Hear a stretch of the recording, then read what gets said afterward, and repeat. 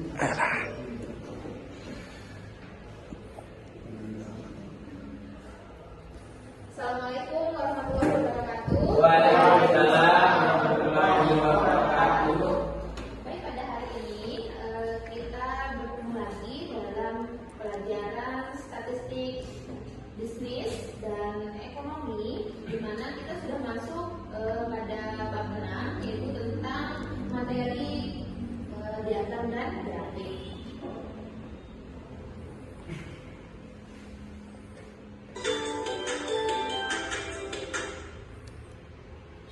Nanti diagram aja ya, nanti ya, potong-potong ya. Dan satu persatu untuk kehadirannya hari ini.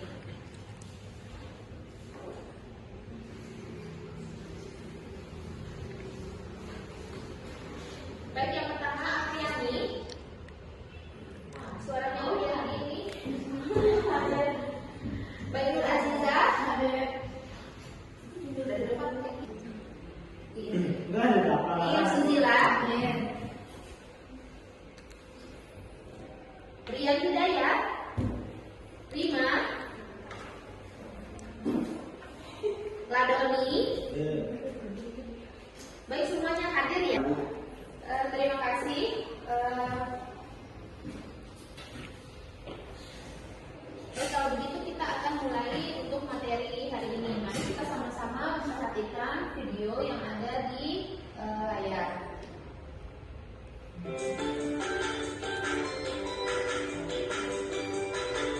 Oke, jadi hari ini tentang mata kuliah statistik bisnis, di mana untuk materinya adalah tentang diagram dan grafik.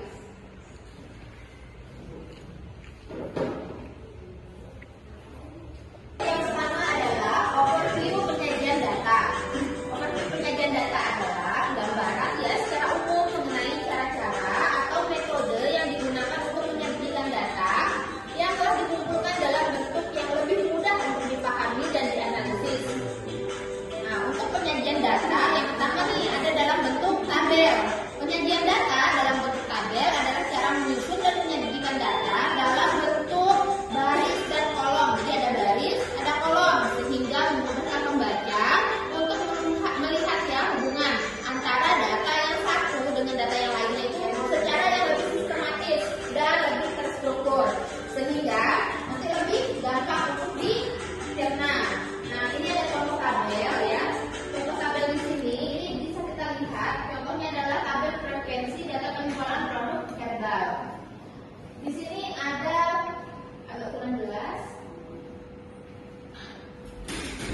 Ini ada data penjualan dari bulan Januari sampai dengan Desember. Ini sebelum andai kata belum dikelompokkan dalam bentuk tabel, maka akan sangat susah untuk dipahami. Tetapi apabila sudah dikelompokkan dalam bentuk tabel, ini sangat mudah untuk dibaca. Nah, di sini bisa kita lihat ini ada nama barang. Nama barang ini di sini ada 3 jenis barangnya. Barang pertama, barang kedua, dan barang ketiga. Dari 3 jenis barang ini kita bisa mengetahui berapa jumlah penjualannya dalam 1 tahun. Di sini sudah dikelompokkan berdasarkan bulan. Bulan pertama, bulan kedua, sampai bulan ke-12. Lalu ada total. Total per bulan dari barang pertama, barang kedua, dan barang ketiga. Sehingga di sini ada total keseluruhan, yaitu penjualan selama 1 tahun penuh dari total ke-3 barang yang ada.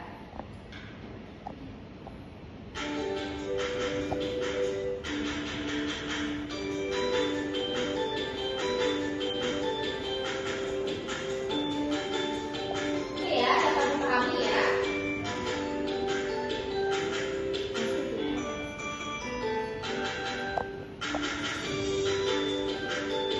Nah, yang selanjutnya setelah tabel kita beralih ke jenis-jenis dari grafik. Grafik di sini ada 3 jenisnya. 3 jenis grafik. Yang pertama ada yang namanya histogram. Histogram adalah jenis grafik yang digunakan untuk menggambarkan distribusi frekuensi dalam bentuk batang yang vertikal. Ini jadinya mirip dengan lihat ada contohnya. Yang kedua, ini ada poligon frekuensi. Poligon frekuensi ini ya adalah grafik yang dibuat yang menghubungkan titik dengan titik ya, yang menunjukkan frekuensi tengah atau titik tengah dari interval-interval yang ada di histogram yang di awal tadi. Yang ketiga ada namanya ogive. Ogive adalah grafik yang menggambarkan kumulatif maksudnya keseluruhan ya dari frekuensi, yaitu akumulasi totalnya ya dari frekuensi yang diperoleh sampai dengan batas interval tertentu. Interval ini maksudnya kelas-kelasnya nanti ya, nanti kita akan pelajari di slide selanjutnya.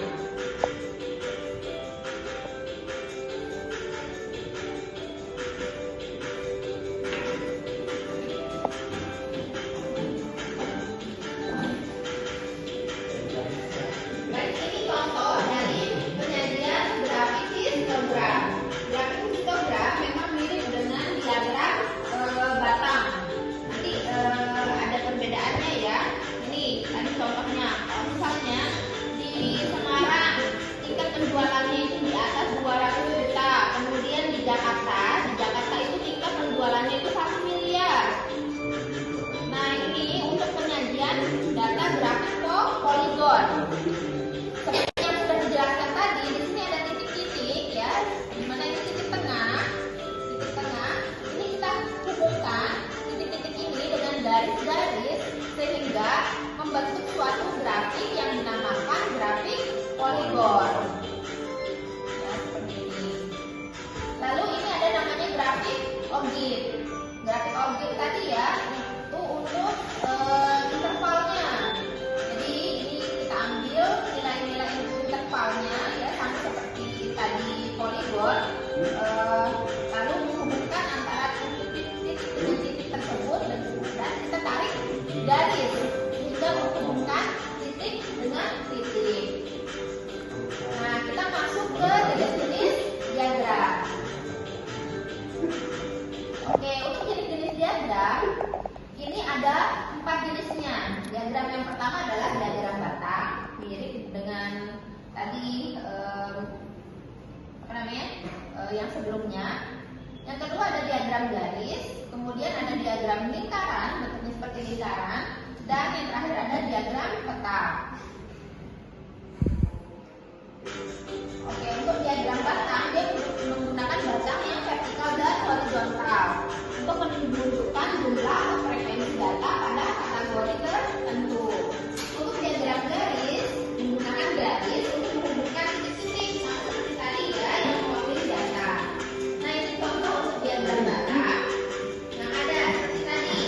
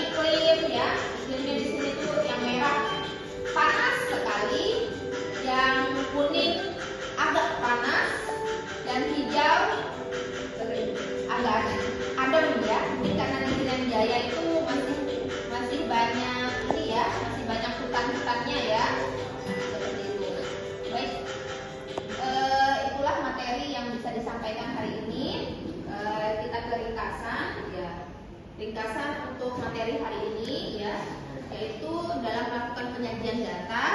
Dalam melakukan penyajian data statistik, peneliti dapat menyajikan dalam bentuk seperti ada tabel tadi ya, grafik, diagram ya, sama ada nanti namanya tendensi sentral atau ukuran penyebaran data.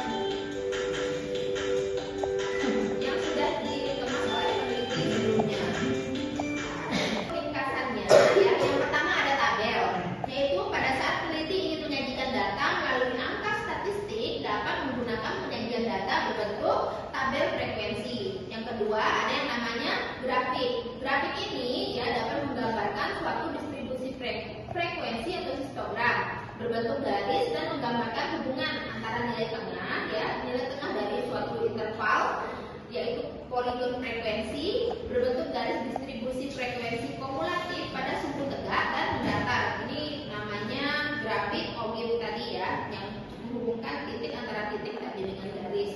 Yang terakhir ada yang namanya diagram.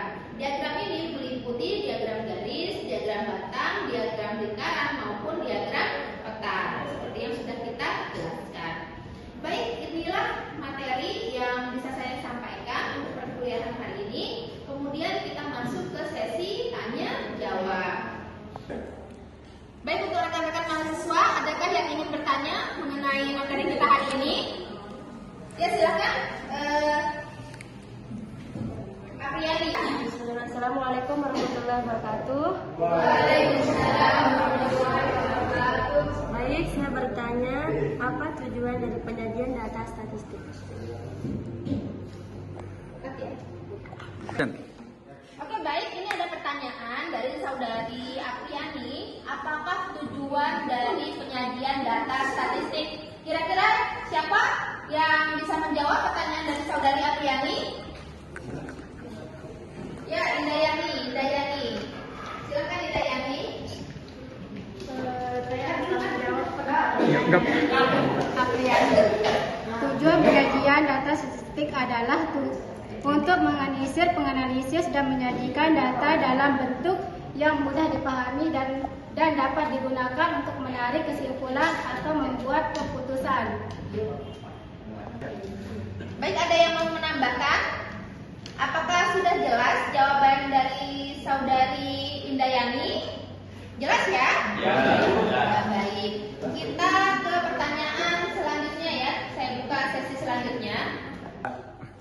Oke, baik. Pertanyaan selanjutnya, siapakah yang ingin bertanya? Saudara Doni. Silakan. Assalamualaikum warahmatullahi wabarakatuh. Waalaikumsalam warahmatullahi wabarakatuh. Baik, di sini saya menanyakan terkait dengan apa perbedaan antara grafik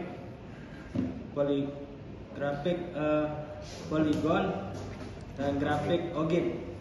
Oke, ini saudara Ladoni memiliki pertanyaan, apakah perbedaan dari grafik poligon dan ogib? Tadi kan sama-sama titik-titik yang dihubungkan dengan garis. Baik, kira-kira siapa yang bisa menjawab pertanyaan dari saudara Ladoni? Oh ya, baik. Silakan saudara Aziza. Baiklah, saya akan menjawab pertanyaan dari saudara Ladoni. Apa perbedaan antara poligon dan grafik ogib? Grafik poligon adalah kerangka dasar pemetaan yang terdiri dari titik-titik koordinat, sedangkan grafik ogib adalah bentuk penyajian data dalam grafik berdasarkan data yang sudah disusun dalam bentuk tabel distribusi frekuensi kumulatif. Hanya ini dari saya. Baik, terima kasih saudari Aziza yang sudah menjawab pertanyaan dari saudara Ladoni. Untuk yang lain sudah jelas ya jawaban dari saudari Aziza? Jelas. Oke, baik. Kita lanjut ke sesi berikutnya, yaitu mengerjakan Di sini saya punya diagram tabel. Diagram tabel ini adalah hasil panen palawija yang ada di Provinsi NTB mulai dari tahun 2020 sampai dengan 2024 atau 5 tahun terakhir. Dari tabel yang saya miliki ini, cobalah kalian interpretasikan data yang ditampilkan oleh tabel ini. Kira-kira nih, tabel yang ada di depannya kalian ini menceritakan tentang apa? Baik, saya kasih waktu sekitar 5 menit ya untuk mengerjakan interpretasi. Nanti siapa yang akan maju untuk presentasi tentang gambaran yang ada yang ditampilkan oleh diagram batang ini. 5 menit dari sekarang ya, silakan pakai kertas masing-masing. Baik, sudah 5 menit berlalu. Sudah selesai kan tugasnya? Oke, siapa yang mau presentasi ke depan? Baik, saudara ini, silakan saudara ini presentasi.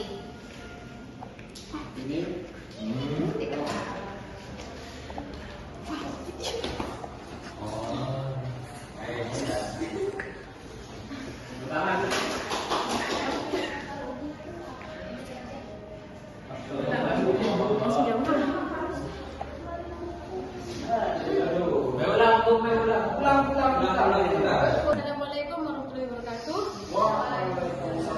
Baiklah, langsung saja. Di sini saya akan menjawab. Nomor 1, panen dengan jumlah terbesar terjadi pada tahun 2024 yaitu sebanyak 50 ton. Yang kedua, panen dengan jumlah terkecil pada tahun 2022 yaitu sebanyak 30 ton. Yang ketiga, banyaknya jumlah panen selama 5 tahun terakhir dari tahun 2022 sampai 2024 adalah 200 ton, yaitu 40 tambah 35 tambah 30 tambah 45 tambah 50. Yang keempat, selisih jumlah panen dari yang terbesar dan terkecil adalah 20 ton, yaitu 50 dikurangi 30 sama dengan 20. Yang kelima, jumlah rata-rata hasil panen selama 50 tahun terakhir adalah 40 ton, yaitu 40 tambah 35 tambah 30 tambah 45 tambah 50 dibagi 5 sama dengan 40. Baik, terima kasih untuk saudara Yuni yang sudah memanfaatkan hasil tugasnya. Sekian ya untuk